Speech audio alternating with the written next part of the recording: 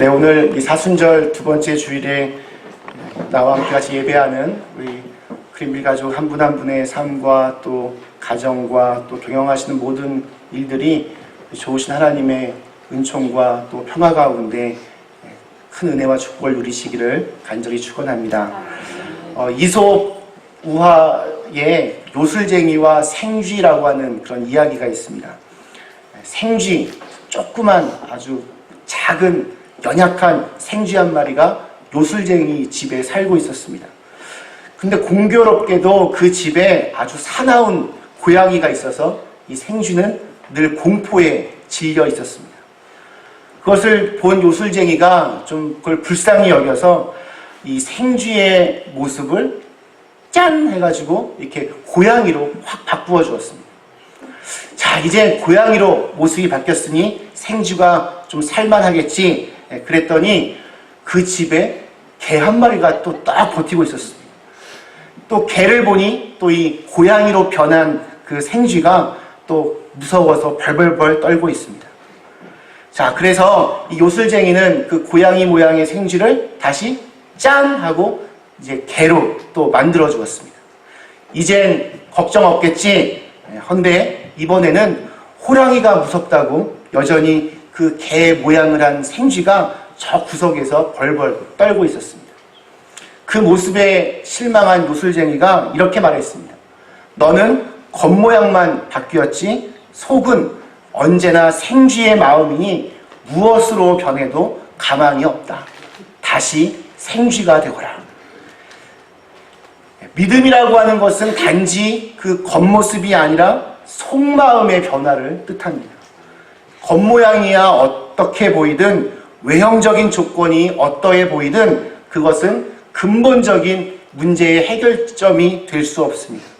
중요한 것은 생쥐의 그 겉모습이 아니라 그 속마음이 변화되고 거듭나는 데 있습니다. 그래서 하나님도 성경에 보면 우리의 겉모습을 외모를 취하지 아니하시고 우리 마음의 중심을 보신다고 하셨습니다. 자, 느헤미야와 이 이스라엘 백성들은 수많은 시련과 방해 공작을 이겨내고 예루살렘 성벽을 52일 만에 완공했습니다. 140년 동안 하지 못했던 일을 이 짧은 순간에 이루어냈으니 얼마나 이때 기뻐했겠습니까? 그러나 느헤미야는 성벽이 완성되고 이제 끝났다. 이제 좀 푹 쉬자. 할 거 다 했다. 나태해지지 않았습니다. 왜냐하면 성벽보다 더 중요한 것은 그 성벽 안에서 살아갈 그 이스라엘 백성들의 부흥이었기 때문입니다. 마치 여러분 집을 사는 것도 참 중요하지만 그 집 안에서 어떠한 가정을 이루며 사느냐가 더 중요한 것처럼 말입니다. 집은 의리의리한데 매일 그 집 안에서 가족끼리 서로 매일 싸우면 그것이 행복하다 말할 수 있겠습니다. 축복을 받는 것도 참 중요하지만 그 받은 축복을 잘 관리하고 또 유지하며 그것을 누리며 사는 것이 참 중요합니다. 건강의 복을 받았지만 잘못 사용해서 건강을 잃어버리는 사람들이 참 많이 있습니다. 물질의 축복을 받았지만 오히려 그것 때문에 가족 간에 다툼이 일어나서 서로 원수가 되기도 합니다.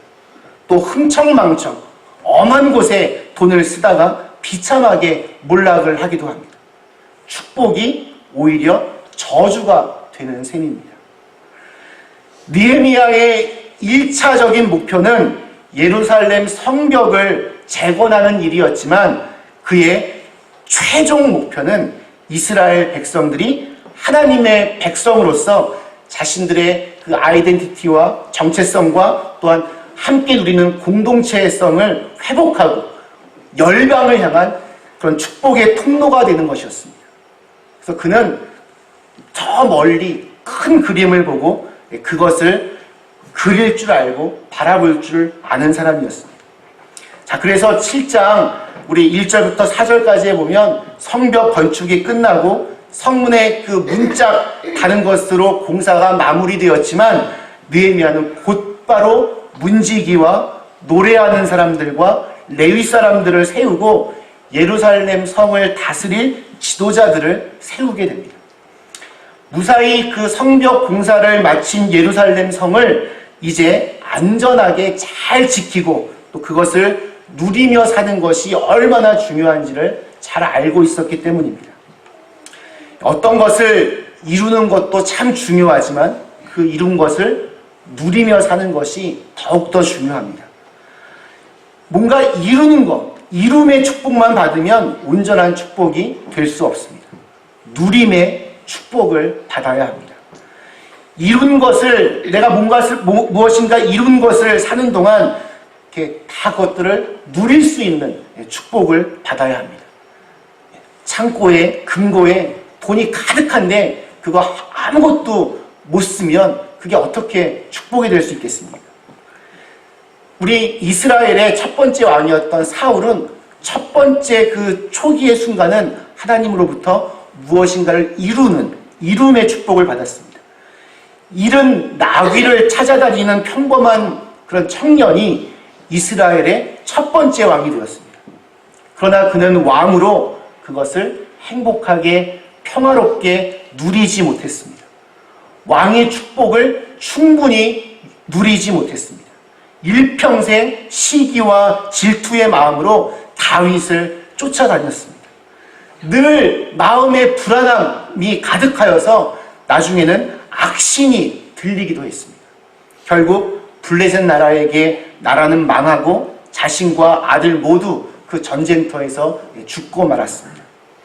솔로몬은 성전을 짓는 그런 아주 큰 축복을 받았지만 그 성전에서 하나님을 찬양하고 회개하며 그 성전에서 우리 하나님을 통하여 기뻐하고 즐거워하는 그 누림의 축복은 받지 못했습니다. 성전을 지어놓고 온갖 이방신들을 섬기며 세상 안락에 흠뻑 빠져 살게 되었습니다. 초대교회 7 집사님들은 그 교회가 처음 세워질 때 사람들에게 큰 존경과 사랑을 받고 이룸의 축복을 받았습니다.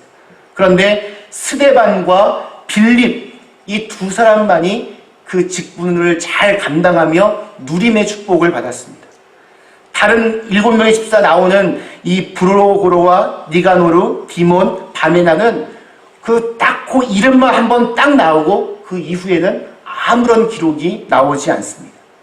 또한 집사 중에 하나였던 니골라라고 하는 사람은 나중에 초대교회의 아주 암적인 그런 존재였던 이단이었던 니골라 당을 만들어서 교회를 아주 어지럽게 하였습니다. 차라리 직분을 받지 않은 것만 못한 그러한 사람이 되고 말았습니다. 하나님의 은혜로 성벽이 완성되었으면 이제 그 안에서 살아야 됩니다. 그냥 사는 것이 아니라 하나님의 은혜와 축복을 누리며 살아야 합니다.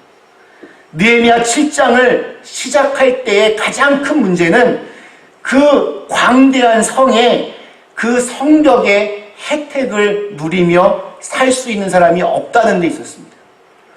전에 성벽이 없으니까 안전하지 못하고 또 안전하지 못하니 정작 사람들이 그 안에서 살지를 않았습니다. 다들 그냥 각각 뿔뿔이 흩어져서 다른 곳에서 살고 있었습니다. 그래서 느헤미야는 7장 8절부터 73절까지 계속 사람 이름들이 나오는 거기에서 포로로 끌려갔다가 다시 돌아온 사람들을 각각의 계보와 족보대로 세세하게 분류하고 그들의 재산과 소유까지도 꼼꼼하게 정리하였다가 그들 모두를 예루살렘 성 안에 살도록 이제 그런 일들을 추진하게 됩니다. 그리고 나중에 11장에서 그들은 모두 예루살렘으로 다 돌아오게 됩니다. 자, 성벽이 세워지고 사람들이 이제 하나둘씩 모이기 시작합니다. 이제 중요한 것은 그들의 그 텅 빈 마음을 하나님의 말씀으로 채우는 것입니다. 느헤미야의 최종 목표는 이스라엘 백성들 마음속에 부흥의 역사가 일어나고 그것을 통해 열방을 향한 축복의 통로가 되는 것이었습니다. 그러기 위해서는 말씀의 토대 위에서 아주 바르고 반듯한 그런 가치관과 또한 신앙을 쌓아야 했습니다. 8장 1절에 처음 등장하는 이 에스라는 이를 위하여 예비해 주신 하나님의 종이었습니다. 오늘날 우리 사회는 이 가치관의 혼란이 아주 심각합니다. 많은 사람들이 진정한 행복을 모르고 더 많이 소유하고 더 높은 지위를 얻는 것만을 행복이라고 생각합니다. 그래서 악착같이 하나라도 더 가지기 위하여 욕심을 부리다가 결국엔 건강도 잃고 사람도 잃어버리게 됩니다.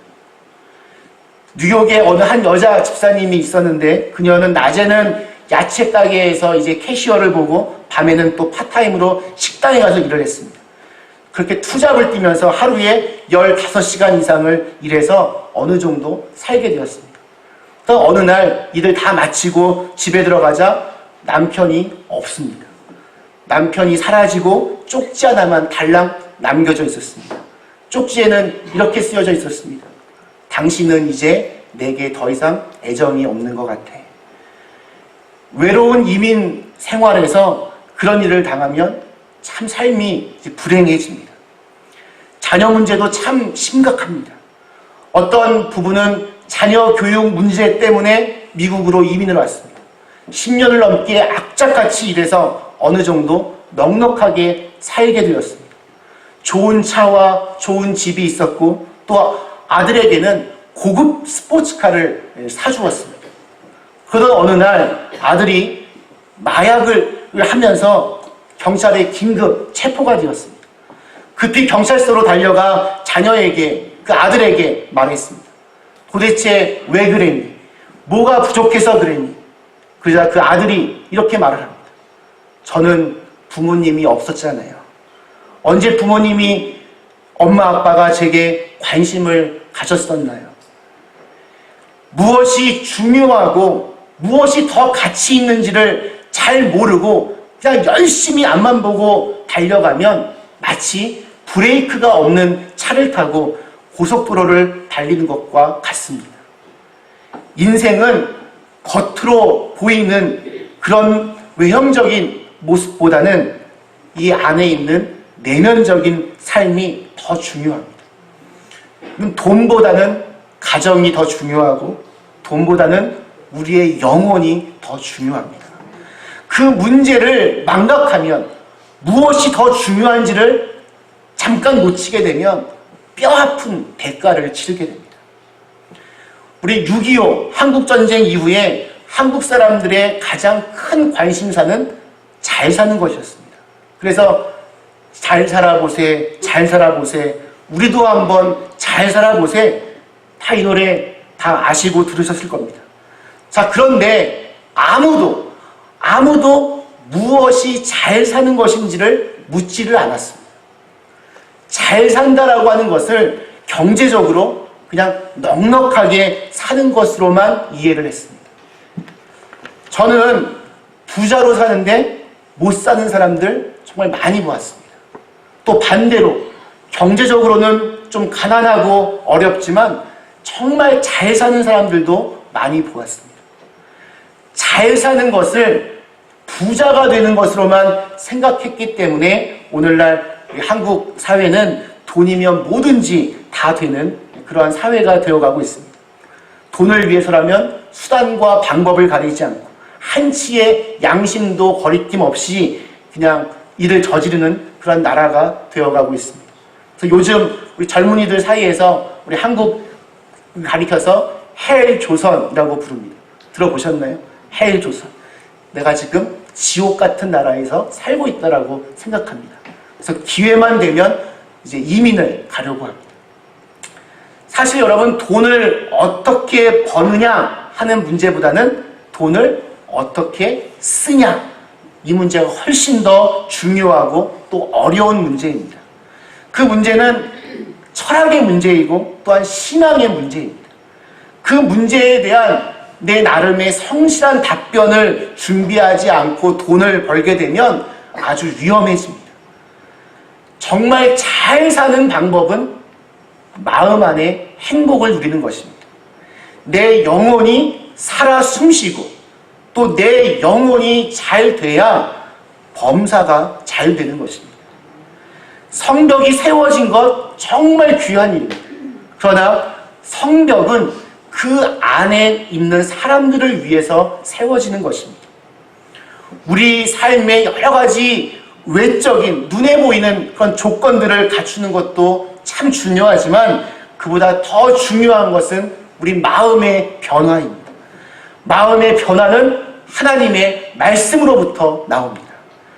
영혼의 부흥이 일어나지 않고는 결코 행복해질 수 없다는 것을 정말 다행히도 감사하게도 느헤미야와 에스라 그리고 이스라엘 백성들은 그것을 알았습니다. 그래서 오늘 8장 1절을 보니 이스라엘 백성들이 학사 에스라에게 모세의 율법책을 읽어달라고 부탁을 합니다. 3절을 보니까 새벽부터 정오까지 한 6시간 정도 그 시간을 움직이지 않고 또 5절에 보니 서서 그 말씀을 계속 듣고 있었습니다. 제가 오늘 설교를 아무것도 하지 않고 그냥 성경 말씀만 6시간 읽는다고 하면 여러분은 어쩌하시겠습니까?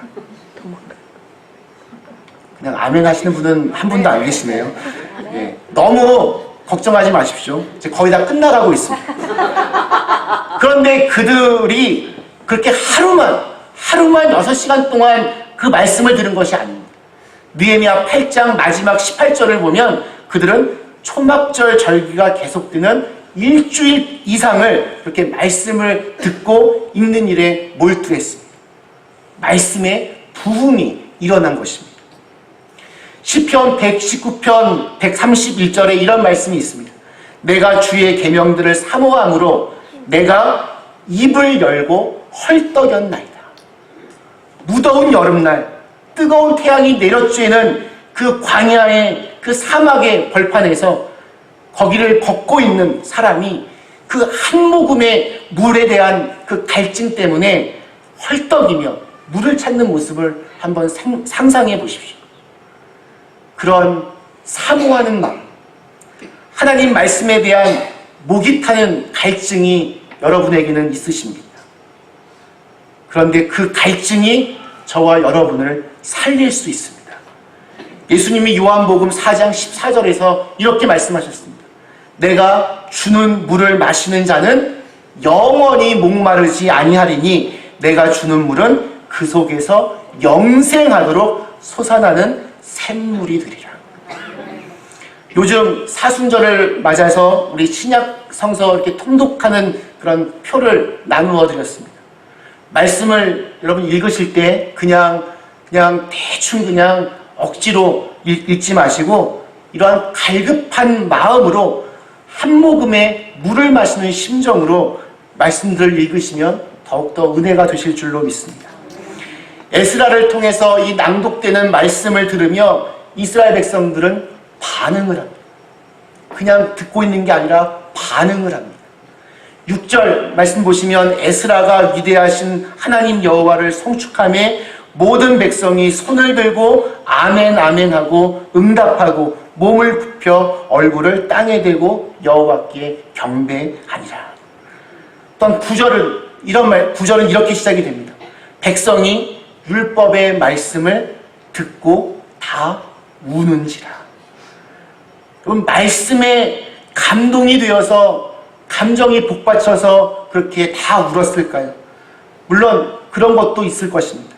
그러나 느헤미야 8장 전체에 있는 말씀들을 읽어보면 이 눈물은 그들의 죄에 대한, 자신의 조상들부터 시작된 그 죄에 대한 말씀의 지적 앞에 흘리는 회개의 눈물이었습니다. 또한 그들이 깨달은 말씀으로 인한 기쁨의 눈물이었을 것입니다. 12절 보시면 모든 백성이 곧 가서 먹고 마시며 나누어 주고 크게 즐거워하니 이는 그들이 그 읽어 들려준 말을 밝히 알리라. 그들은 그들의 말씀을 통하여 받은 그 은혜와 축복을 옆에 있는 이웃들과 나누기 시작했습니다. 모든 백성이 곧 가서 먹고 마시며 나누어 주고 크게 즐거워하니. 사도행전에 보면 초대교회에 대한 그 설명들이 나올 때 딱 이와 같은 모습으로 드러나게 됩니다. 초대교회 성도들이 보여줬던 모습, 성령으로 하나님의 말씀으로 그 부흥의 역사를 경험한 사람들이 행하는 행동입니다. 하나님과의 새로운 그 만남이, 말씀과의 새로운 만남이 그들을 변화시켰습니다. 느헤미야는 10절 마지막에 그래서 이렇게 선포를 합니다. 여호와를 기뻐하는 것이 너희의 힘이니라. 하나님으로 인해 여러분 기뻐할 수 있는 사람은 슬픔 많은 이 세상에서도 천국으로 살아낼 것입니다. 높은 산 위에 있어도, 거친 들 한가운데 있어도, 작은 초막에서 살아도, 또 궁궐 같은 큰 집에 살아도 내 주 예수 모신 그곳을 하나님 나라라 여기며 그 힘으로 이 험난한 인생에서 이 세상을 이겨낼 줄로 믿습니다. 말씀 마치겠습니다. 사는 그린빌 가족 여러분, 약 400년 전에 영국에서 박해를 받던 청교도들이 하나님의 이 말씀을 마음대로 읽고 가르치며 또 그들의 그 신앙의 표현을 자유롭게 하기 위해서 종교적인 박해를 피하여 대서양을 건너 이 미국 땅에 도착했습니다. 그런데 그와 비슷한 시기에 유럽의 또 다른 여러 나라 사람들이 황금을 찾기 위하여 남미 대륙을 찾았습니다. 이미 이민 그 초창기에 북아메리카보다 오늘날 브라질이나 아르헨티나가 있는 남아메리카로 더 많은 사람들이 내려갔습니다. 그래서 그곳에서 더 많은 사람들이 더 세상적으로 성공해서 그곳에 정착을 했습니다. 그러나 400년의 시간이 지난 지금 모든 것이 역전되었습니다. 남미 대륙을 찾아왔던 사람들은 황금도 잃어버리고 삶의 가치도 잃어버리고 또한 믿음도 잃어버렸습니다. 반면에 너희는 먼저 그의 나라와 그의 의를 구하라 라고 하는 말씀을 따라 순종하며 주님을 내 삶의 가장 중요한 자리에 두기로 결심하고 그 주님을 섬기고 또 그 주님을 사랑하고 그 주님을 높이는 일에 삶의 우선순위를 두고 이 북미 대륙 미국에 찾아왔던 사람들은 하나님도 찾았고 자유와 번영과 행복을 모두 얻게 되었습니다. 말씀을 여러분 사모하시기 바랍니다. 사우스 다코타 그 러시모아 산에는 이 미국 사람들이 가장 존경하는 4명의 대통령 얼굴이 그곳에 있습니다. 워싱턴, 또 제퍼슨, 또 링컨, 또 루즈벨트 4명의 대통령입니다. 이들은 다 공통적인 특징이 있습니다. 말씀의 힘과 능력과 중요성을 잘 알고 있는 사람들이었습니다. 조지 워싱턴은 성경이 아니면 세계를 다스릴 수 없다라고 했습니다. 또한 토마스 제퍼슨은 미국은 성경을 반석으로 삼아 서 있는 나라라고 했습니다.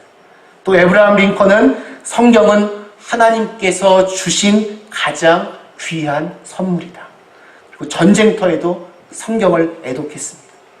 또한 루즈벨트는 어떠한 방면에서 일하는 사람이든 그가 자신의 인생을 참되게 가꾸기를 원한다면 나는 그에게 성경을 읽고 묵상하라고 권하고 싶다. 이렇게 얘기했습니다. 사람들은 겉으로 보이는 성벽이 얼마나 크고 또 화려한지 여기에만 관심을 갖습니다. 그러나 보다 중요한 것은 성벽 안에 있는 사람들입니다. 겉보다 중요한 것은 껍데기보다 중요한 것은 바로 우리 마음의 중심, 우리 영혼의 건강함입니다. 그리고 우리의 마음과 영혼의 참된 부흥은 오직 하나님의 말씀으로부터 나옵니다. 그 말씀의 힘으로 우리의 삶과 우리의 가치관을 변화시키고 그래서 혼탁하고 욕심 많은 이 세상을 우리 그리스도인의 당당함으로 이겨내는 저와 여러분이 되시기를 주님의 이름으로 간절히 축원합니다. 함께 같이 주신 말씀을 생각하시며 함께 같이 기도하겠습니다.